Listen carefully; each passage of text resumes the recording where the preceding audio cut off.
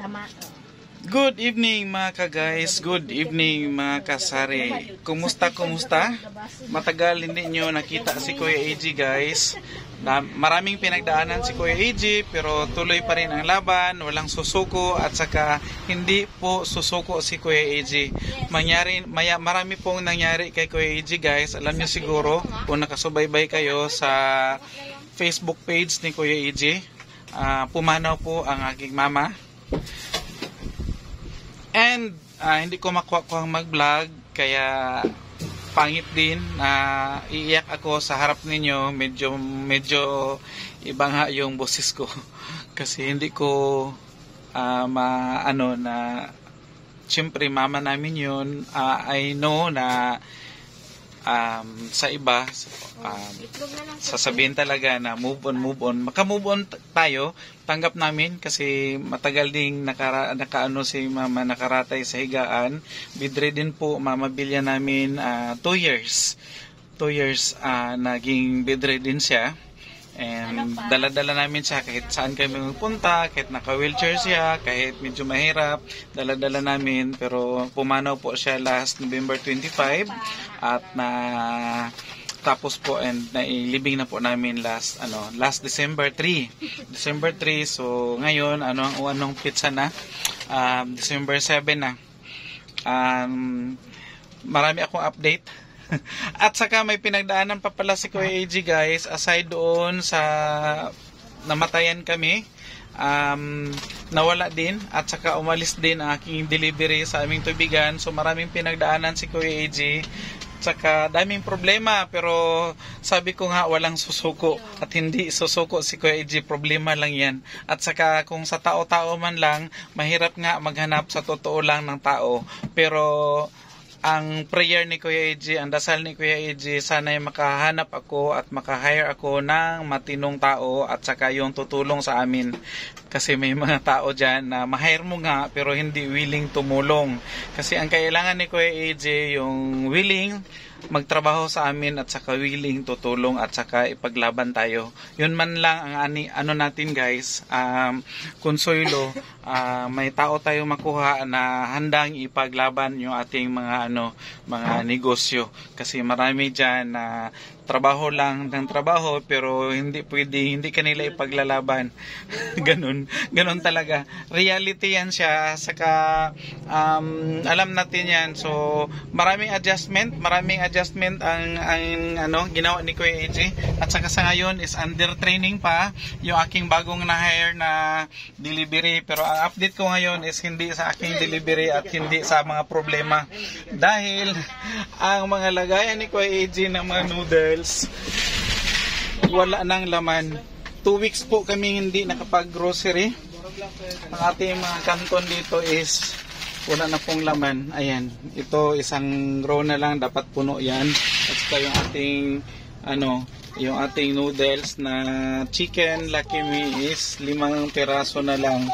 Parang aalis talaga kami bukas para mag-grocery kasi hindi pwedeng ganito. Mas lalong wala po tayong kikitain kung wala tayong paninda. Yan po is masaklap na katotohanan. Kaya dapat maraming laman lagi ang ating tindahan para marami tayong maibenta at saka marami tayong benta. Ayan po. Dahil hindi pwede talaga guys. So dito wala na rin masyado. Maraming malalaki pero walang maliliit. Malakas mabenta. Mabilis mabenta yung mga maliliit na mga smart na dishwashing. Dito guys, mga konting update. Dito sa ating mga kape, maraming na rin kulang. Yan, sa mga putol-putol natin na kape. Ang ating magic sarap, yan na lang din ang naiwan. So, need natin mag-grocery talaga. Itong ating swak, 2 piraso na lang. Ating Milo, konti na lang din. At saka yung mga nakabitin natin mga paninda, mga juices, meron pa naman.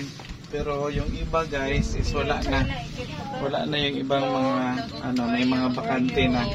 Ayan. Pati sa mga candies natin, yung ibang mga garapon wala na pong laman. Yung gami natin is isang klase na lang, buti na lang nung bago bago kami hindi nakapag grocery, nakabili ako ng isang klaseng gamit ito. Kaya yan, may naiwan pa. At saka sa mga hello mami. Hi.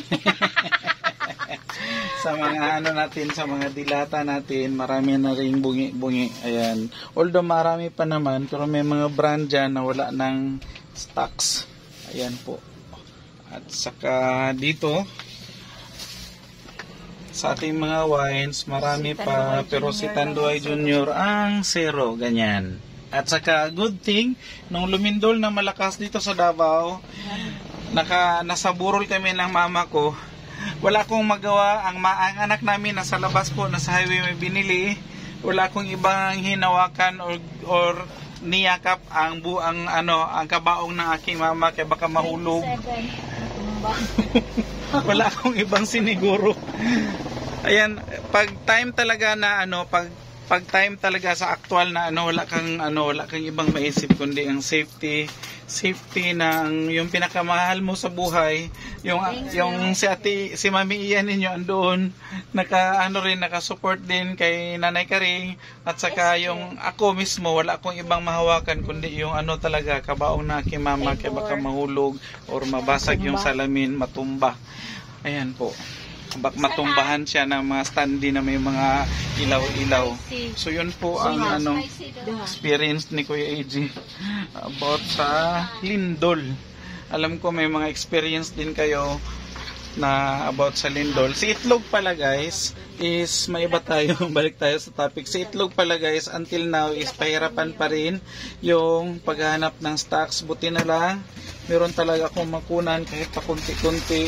Kaya lang minsan pag nagpa-reserve ako, kinabukasan pa po ma-serve. Kung kunyari nagpa-reserve ako kanina umaga, sabihin siya na wala pong itlog, so bukas pa makakuha si Kuya AJ ng itlog. Kaya ang ginagawa ni Kuya AJ, pag 3 tray na lang yung naiwan, magpa-reserve na kaagad ako para hindi ako masiro sa itlog. Yun ang ginagawa ni Kuya AJ. At saka dito guys, sa mga gulay natin, yan na lang ang kulang kasi nakapamili kami after nung libing is nakapamili kaming konti ni Mami Iya. So ganyan. Buti na lang. At saka itong mga tuyo natin, marami pa dahil bago nga may mga problemang na dumating kay Kuya AJ is nakabili din kami ng mga tuyo. Kaya meron tayong tuyo. Yung si Tanduay, lang talaga guys, Junior, na hirap talaga kasi naubusan talaga. Yan po. And, ano pa ba?